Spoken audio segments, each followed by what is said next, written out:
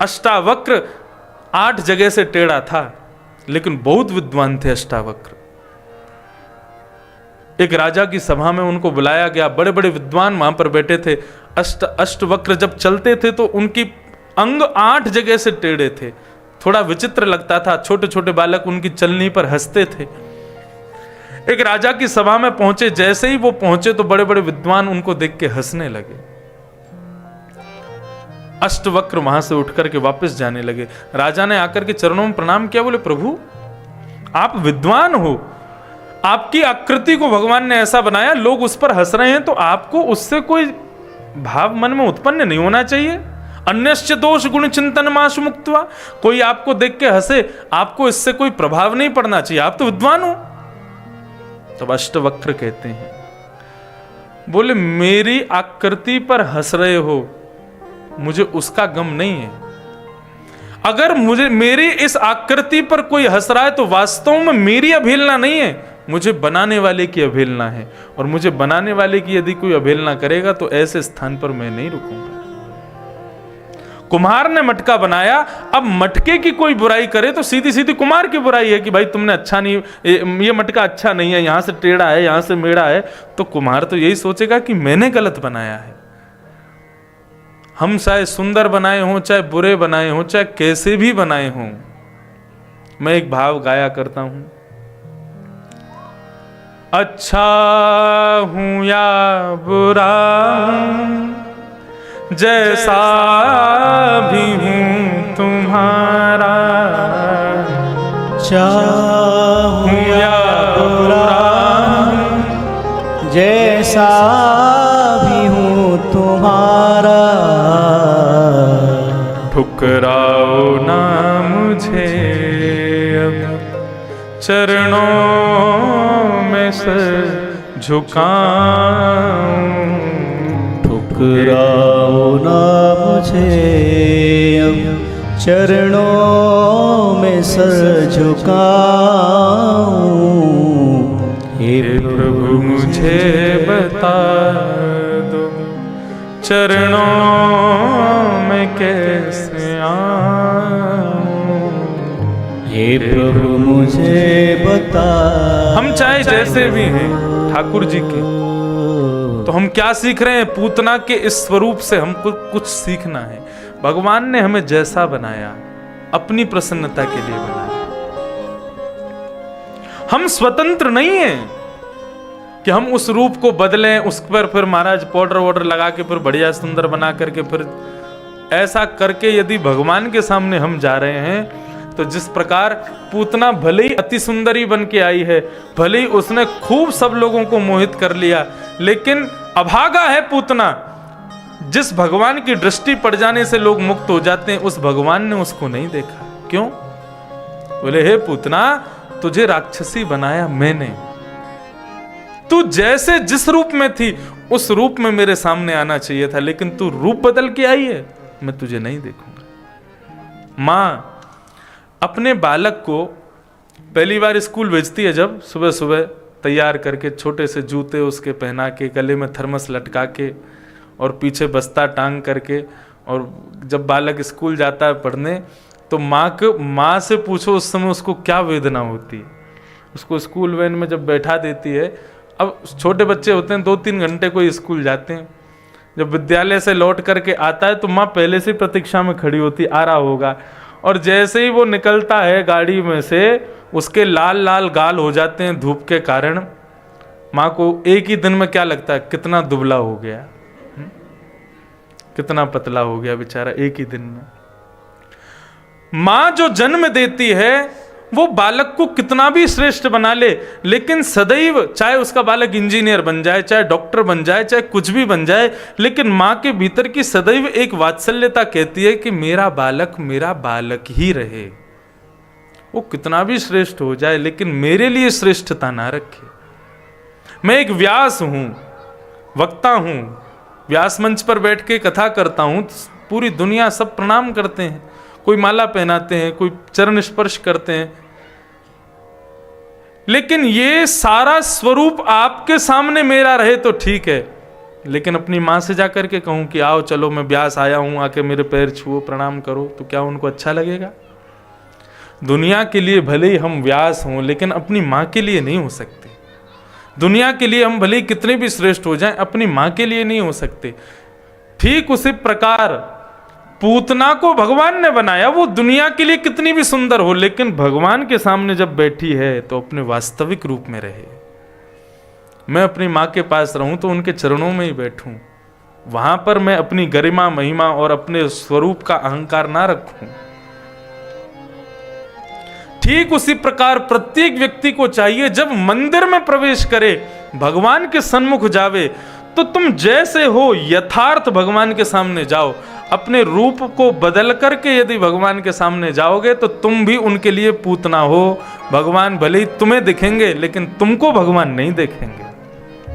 भगवान के रूप बदल, क्या रूप बदलने का मतलब मेरा श्रृंगार से कोई मतलब नहीं है। श्रृंगार खूब करो, कोई आपत्ति नहीं है।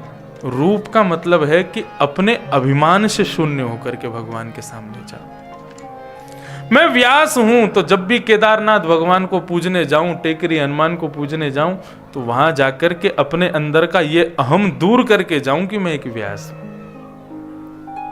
तो मैं वास्तविक हूं। यदि वहां पर भी गुमान करके, अभिमान करके मैं मंत्री हूं, मैं संतरी हूं, मैं एमपी हूं, एमएलए हूं, मैं प्राइम मिनिस्टर हूं, और ऐसा करके भगवान के सामने जाऊंगा, तो क्षमा करें, मंदिर के पाषाण को आप देख सकते हो, लेकिन भगवान आपको नहीं देखे। नेत्र पे हाथ रख लेंगे, बोले तुम आए हो, बन के आए हो, बहुत विलक्षण बन के आए हो, अपने लिए बने रहो, मेरे लिए तुम कुछ नहीं। इसलिए पूतना बन के भगवान के सामने मत जाओ, अपना रूप बदल के मत जाओ। जैसे ही भगवान को गोद में लिया है, भगवान ने, पूतना ने अपना पयोधर भगवान के मुख में दिया, तो भगवान ने सबसे पहले तो उसके स्तन में लगे हुए विष को पिया, फिर उसके दुग्ध को पिया।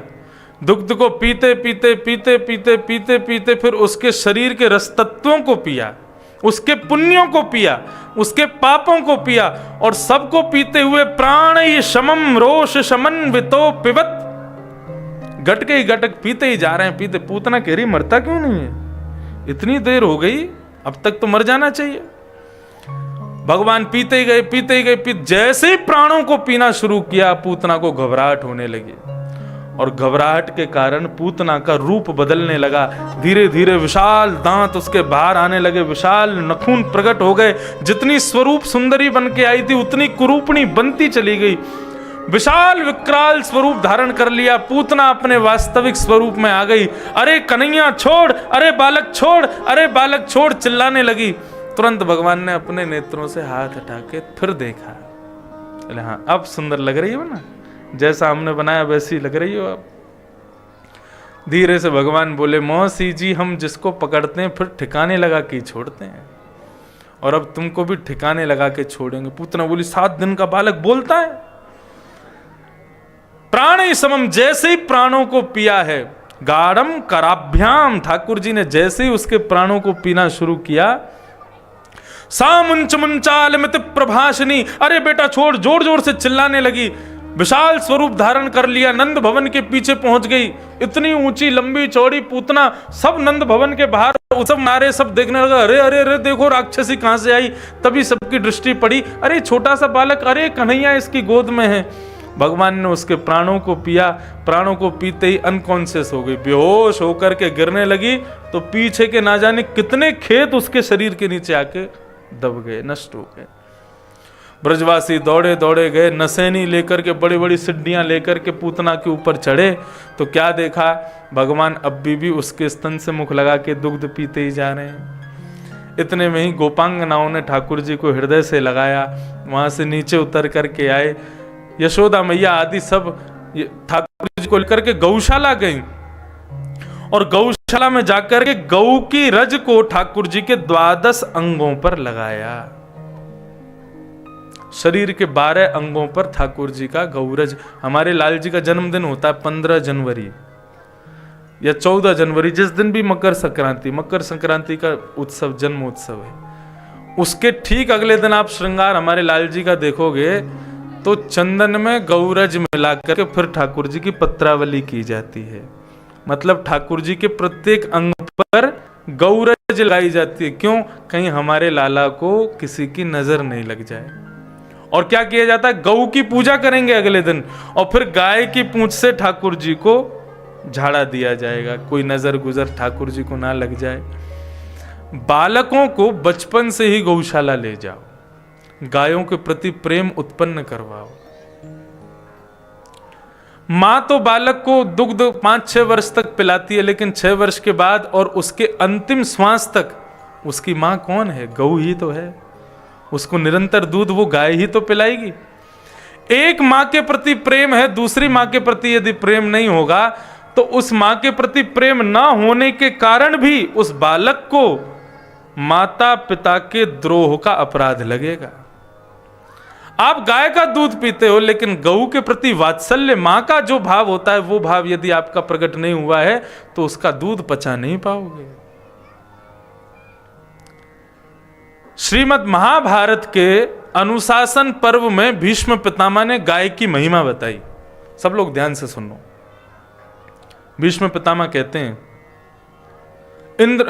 युधिष्ठिर ने पूछा कि गाय की महिमा क्या है, तो बहुत विस्तार से बताई, लेकिन मैं एक संदर्भ में बताता हूं। भीष्म पितामह कहते हैं, युधिष्ठिर, 14 रत्न निकले थे समुद्र मंथन में, उनमें से 2 रत्न मानवों को दिए गए हैं। कौन कौन से? पहला गाय और दूसरा शंख। ये 2 रत्न, 14 रत्नों में से 2 रत्न मानवों को मिले हैं। प्रत्येक मानव को चाहिए प्रातःकाल उठ करके अपने समुद्र मंथन से मिले हुए दोनों रत्नों का स्पर्श करे। तब युधिष्ठिर जी बोले, गऊ के स्पर्श का क्या मतलब होता है? तब भीष्म पितामह कहने लगे, पाप इतना सूक्ष्म है कि प्रत्येक मानव से कोई ना कोई पाप होता ही है। इतना सूक्ष्म पाप है कि जब युधिष्ठिर स्वर्गारोहण के लिए स्वर्ग जा रहे थे तो उनको एक क्षण के लिए, 1 सेकंड के लिए नरक जाना पड़ा। 1 सेकंड के लिए जब नरक गए तो युधिष्ठिर जी ने यमराज से पूछा, मैं नरक क्यों आया हूं? बोले, क्योंकि तुमने एक बार झूठ बोला था। बोले, क्या झूठ बोला था?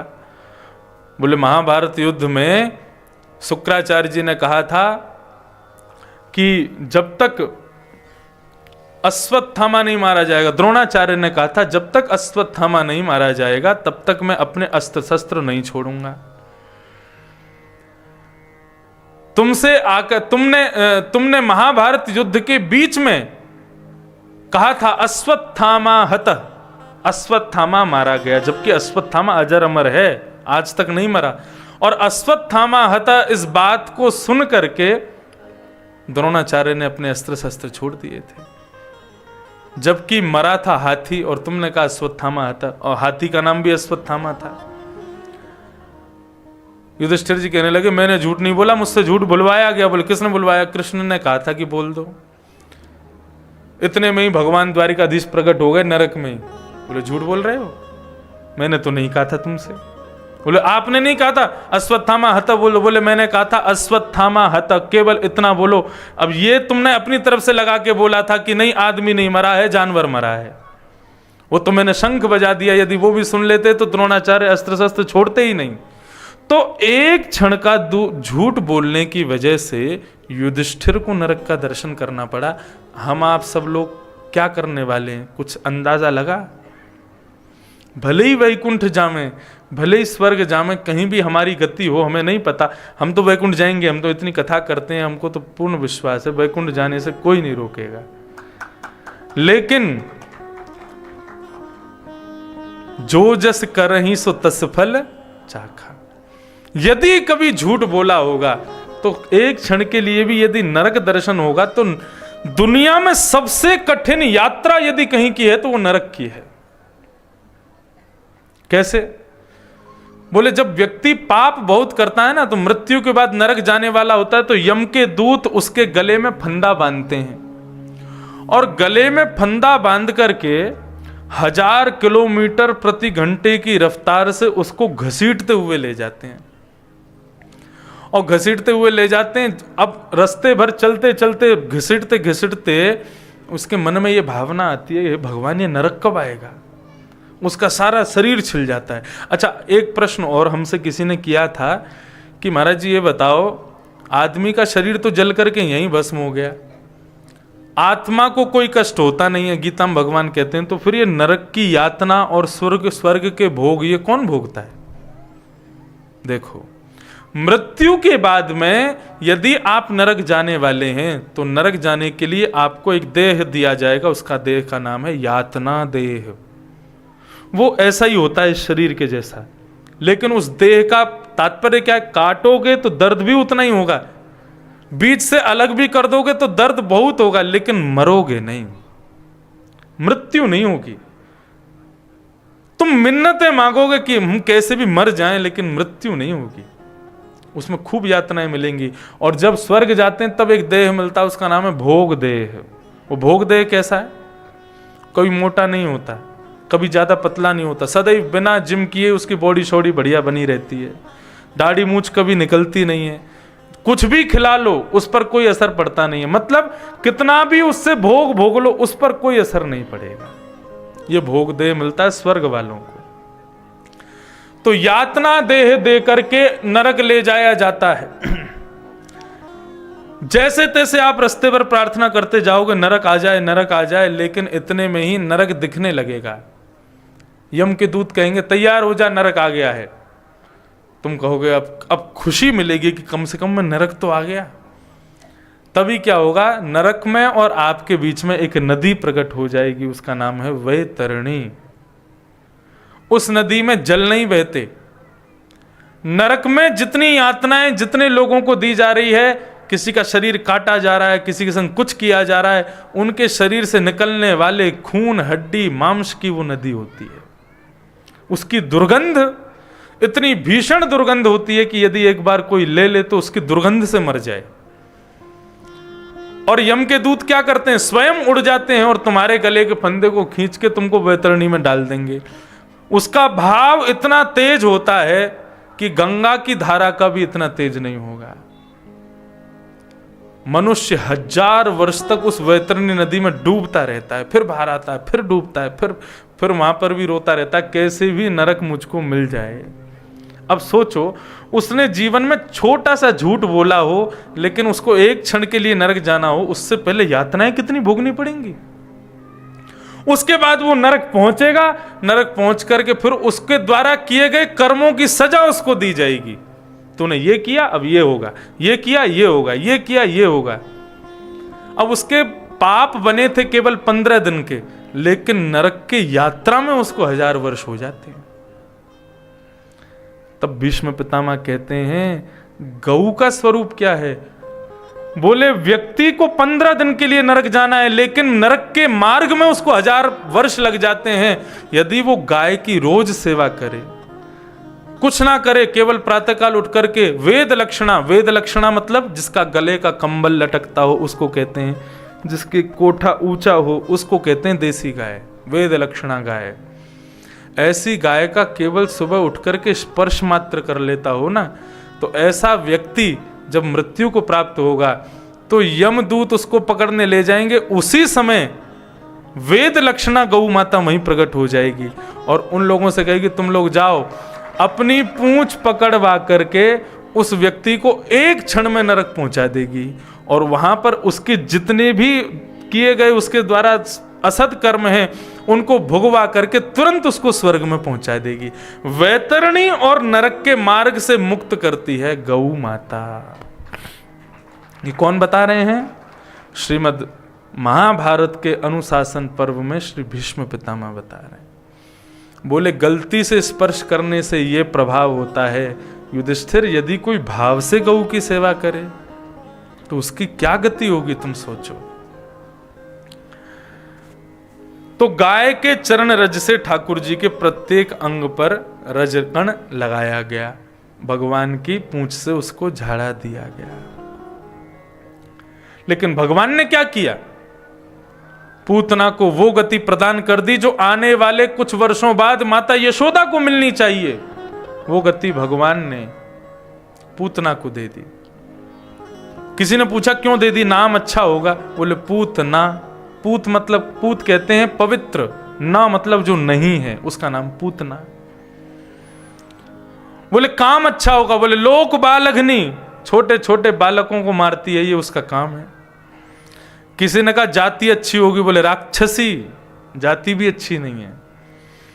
किसी ने कहा भोजन अच्छा करती होगी। रुधिरासन, सुन भी नहीं पाओगे, बालकों का खून पीती है, ये उसका भोजन है।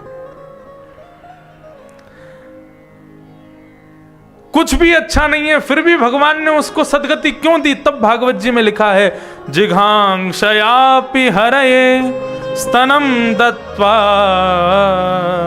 सदगतिम। भगवान से पूछा क्यों दे रहे हो उसको सदगति? भगवान बोले हम इसलिए उसको सदगति दे रहे हैं क्योंकि भले ही राक्षसी है, भले ही बुरी है, भले ही सारे अवगुण हैं उसके अंदर, लेकिन उसने हमको जिस प्रकार से मारने की स्टाइल ढूंढी थी ना, जैसे ही उसने अपना स्तन हमारे मुख में दिया तो उसके प्रति मातृभाव प्रकट हो गया, उसके प्रति वात्सल्यता प्रकट हो गई, इसलिए मैंने उसको यशोदा की गति प्रदान की। देवता सब प्रणाम करने लगे, बोले आपसे बड़ा दयालु कोई नहीं है, मारने वाले को भी आप सदगति प्रदान करते हो।